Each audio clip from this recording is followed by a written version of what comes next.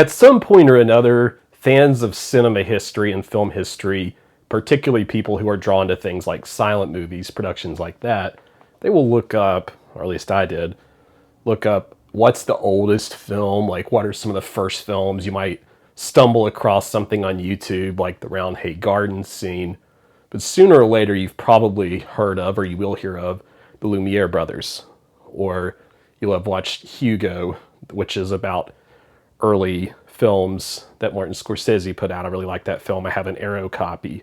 But the Lumière brothers, who are responsible for so much of the beginning of cinema, if not outright having invented it, was something called the, and I have tried, the cinematograph. The cinematograph. Someone, if you can help me pronounce that word. It's kind of like cinematography without the Y.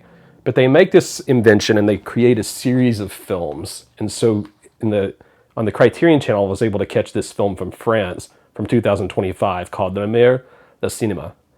And the film is more or less, as it's been described online sometimes, a video essay that pulls together maybe, I don't know, it said 100, just a bunch of small films from these early filmmakers, and they put them together, and you get various scenes that don't necessarily have any kind of narrative connection, but just filming of everyday life or something that those filmmakers thought really mattered. In the words of Criterion, this guides the viewer through 100 shorts, some famous, some forgotten, some never before seen, directed by Lumière and company. And this illustrates how the brothers employed the camera as a creative instrument as they mastered framing, staging, and subject selection. And the film in general is most interesting, I think, when you're able to sit with those images, engage with them, and watch them on their own. There is quite a bit of narration from who I believe is the director, and it explains itself a lot. And at times, if you're not a native French speaker, you're like me, you only recognize certain small phrases of French, it can be very difficult because you're sort of watching the subtitles more than you're listening. That's not something I ever complain about on my channel, but in this particular case, a lot of the information that is given in the subtitles is stuff you can infer. So there are times when the director will say really obvious stuff that just sort of breaks the flow of the images, I think at least, and it's just sort of stiff, you know, it's almost like overly academic, like a giddy professor who just can't wait to share his knowledge. And that part of the film does hurt a little bit in terms of how you're able to embrace the subject matter. But at the same time, even though that part of the film is present, and even though I do think that that could have been dialed back or become more imaginative, like in a film like For All of Mankind, which did a really good job of making a documentary come to life in an imaginative way. All that having been said, these are still really awesome images from early cinema history. You've got stuff in here from the late 1800s. It's really spectacular. And there are certain little pieces of just history that are interesting here. For example, there is a scene, one of the shorts has this blacksmith who's just so proud to be in one of these pictures. You know, this again, that's the very beginning of cinema, that he's a blacksmith with a white shirt and a tie. You know, and you think about how impractical that had to have been, and just watching all of the joy from these people in the films, in these original early motion pictures. You know, you can see it on their faces, these people who are so glad to be a part of this. There's a purity to it. In fact, one of the great lines from the film in the English is, "Cinema began with innocence and candor." Okay? Here are people in these images that are so glad just to be in the frame and to be a part of something like this. And that part of the film, I think, is so fascinating that you're able to see that energy and that life. You know, for some of us, like, we're used to the corporate thing, right, in movies where, you know, here's an IP product that's been remade 100 times, and I try to avoid that kind of thing.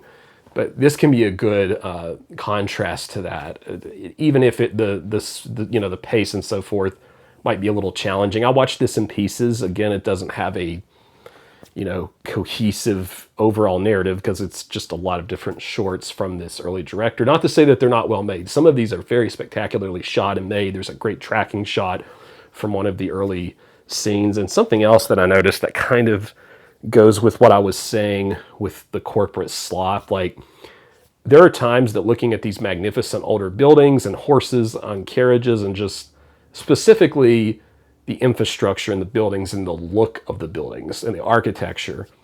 You know, for someone like me who lives in America and frequently sees, you know, every single fast food restaurant now have the same decor, the same style of building. Whereas when I was a kid, you know, you had all of these different variations, even on something like the difference between, you know, McDonald's and Taco Bell, and now everything's made to be easy to flip for a fast profit, etc. Being able to look back at these time periods when there's a little bit more pride to that sort of thing in a world that is not condensed down to the highest profit margin, I really appreciated. So there's a beauty in the historical element of that all in of its own, and the images can be quite fascinating just along those lines. I enjoy this film quite a bit, despite the fact that I think it's actually kind of difficult to get through, because as a film reviewer, when I'm watching this and I'm trying to read all the narration and take in everything the narrator's saying, there will be like 2 or 3 things he says that just I could have inferred or I didn't think were that important. And I'll sort of zone out to the subtitles, and then, but again, I'm trying to talk about this on YouTube, so I feel like I need to read all of that as I'm watching. But then he'll say something really interesting, and I'll be like, oh gosh, that's actually like really relevant context.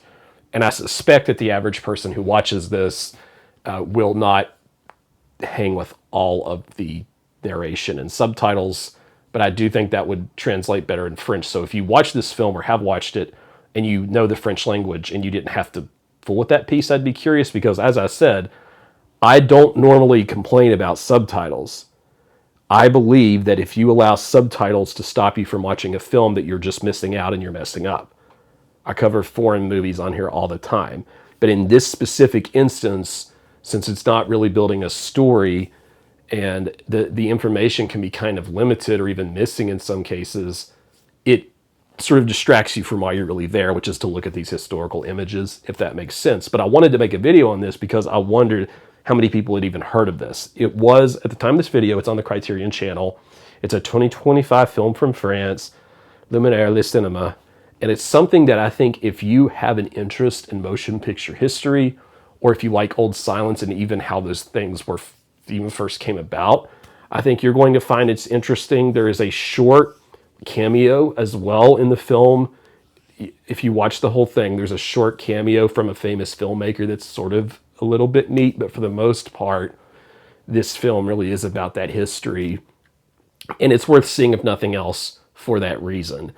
I could see showing parts of this to like students in a certain academic or historical setting. I could see showing clips of this because it's just so fascinating to me. But you definitely, I don't think you could ever even get a group of college students through this. I mean, it is like a bunch of shorts. That's my thought on it. I do think if you are into that, you should see it. Now, I would not show this.